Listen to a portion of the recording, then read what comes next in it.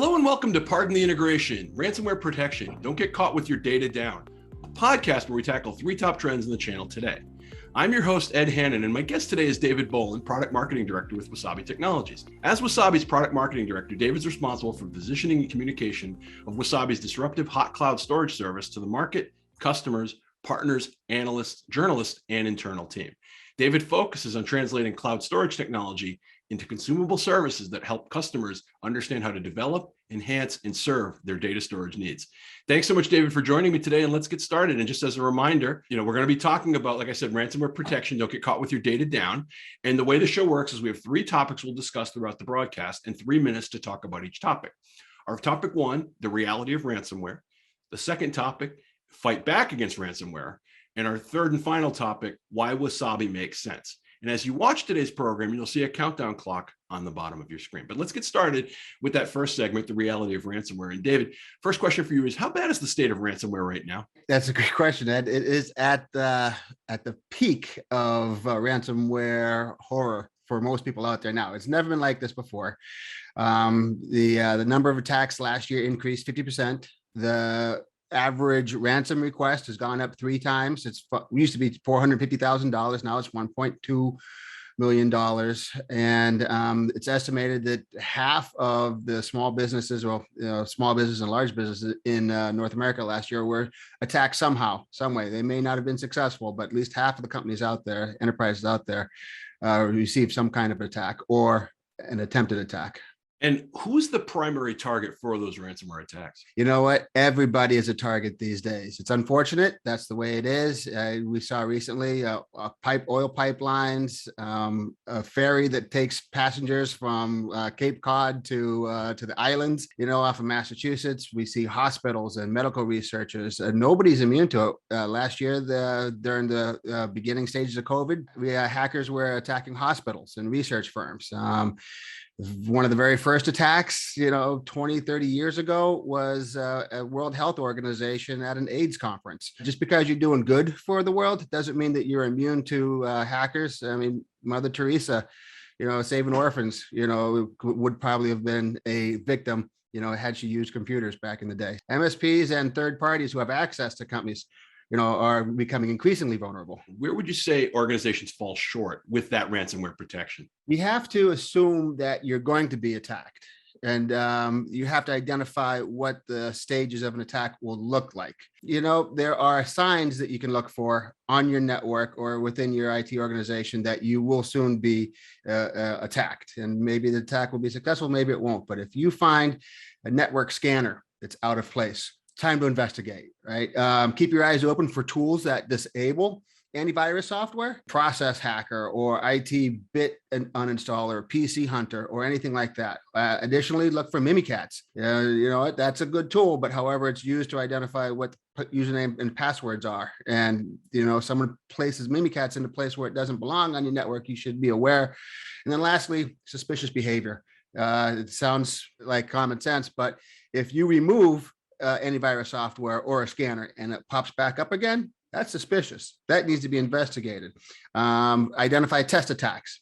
Sometimes they're small, and you'll say, okay, maybe it's just this part of the computer, this part of the network, or that part of the network. But if you identify them early and the hacker knows, or the ransomware person knows that you've identified them, expect a larger attack soon. So, there are signs to be aware of. That's where people fall short, is not identifying the signs that they're about to be attacked. Excellent. Let's move to segment 2, fighting back against ransomware. I want to turn this into hopefully more of a positive than all the gloom and doom.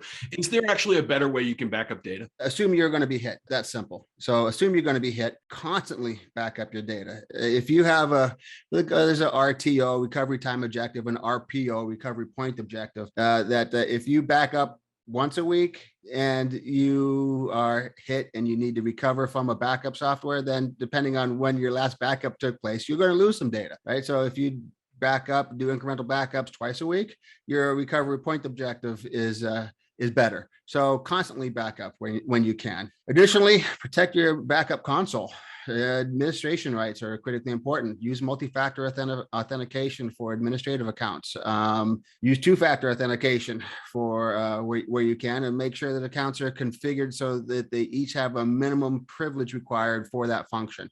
people get in the network, one of the first things they want to do is change your backup routine. Keeping the backup safe is critically important. And how can immutable storage protect against those bad actors? So immutable storage is critically important. Immutable is simply, it can't, if something is held in an immutable fashion, it can't be deleted, altered, or encrypted. In the case of, we'll talk about immutable buckets. If you store data in an immutable bucket, it could be compliance data, it could be archive data, it could be your backup data. Nothing can happen to that data for the amount of time in which you held that bucket immutable. So for instance, if you say, David, I've got this compliance data that I have to keep for 7 years, and it has to have chain of custody and or chain of evidence, I don't want it deleted for 7 years. You can set a timer on that bucket that says, on this day of this month of this year, the data is, can be released, and nothing can happen to it, until that time, that time has expired. So immutable buckets are critically important. You can recover from an immutable bucket. And then for the last question in this section, how does a comprehensive backup strategy fight against ransomware? So that's critically important that you have an immutable strategy, that your offsite data in the world of 321, which we've talked about before, when you keep that one copy offsite, it should be kept in an immutable fashion.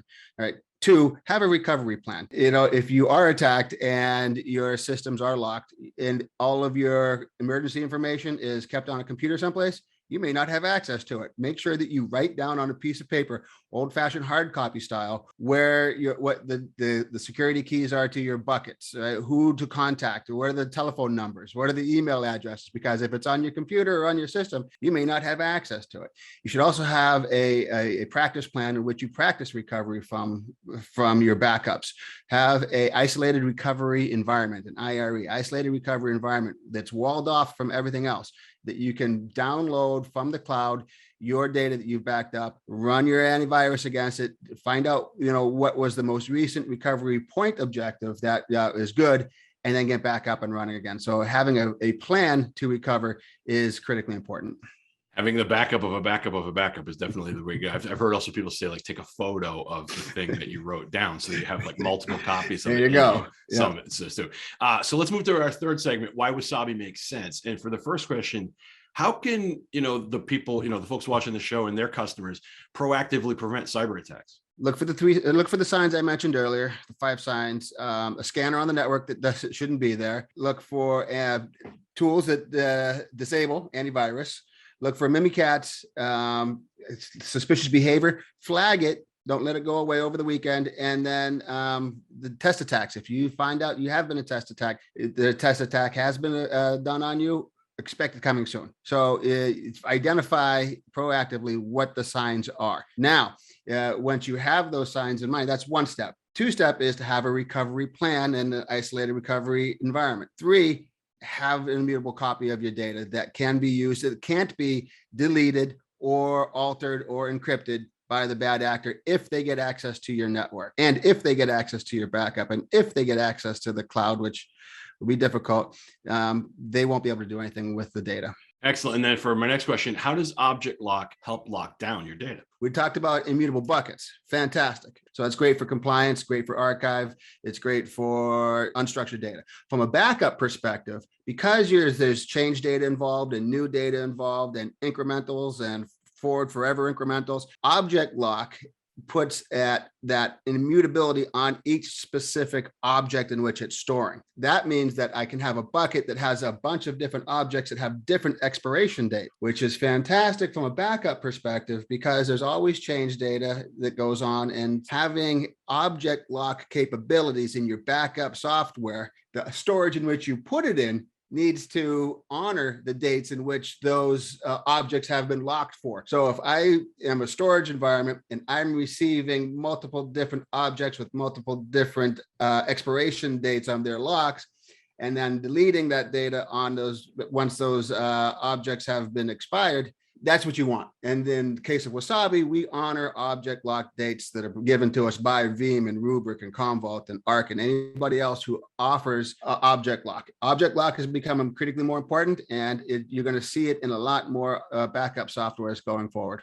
Excellent. And then here's the final question. This one's all for you. It's put the golf ball on a tee and let you take a swing at it. Why should solution providers turn to Wasabi? Because we are part of the ransomware prevention, protection, and recovery system. Offsite storage in the cloud is not going to prevent the ransomware attack, but it will help you recover from one. And it could possibly deter a ransomware attack. If the bad actors get in the network, they realize that you've been backing up to Wasabi using Veeam or Arc or somebody that has object, and they can't encrypt or delete the data that sits in the Wasabi cloud, it may not be worth their time to try to launch that ransomware attack on you.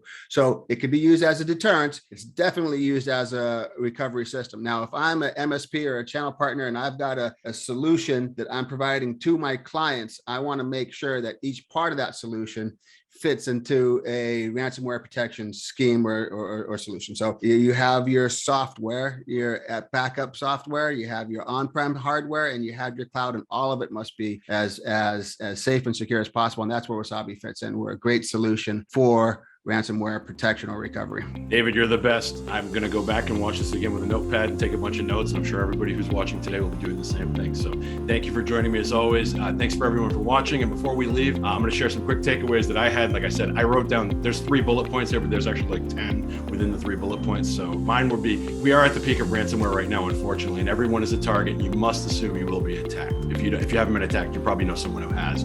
Constantly backing up your data using multi-factor authentication, trust immutable storage to protect against bad actors. And finally, you heard it right at the end, turn to Wasabi if you're a solution provider for a better ransomware protection solution. Once again, thanks for watching. I'm Ed Hannan on behalf of David Boland and Wasabi. You've been watching Pardon the Integration, ransomware protection. Don't get caught with your data down. Have a great day, everyone. Take care.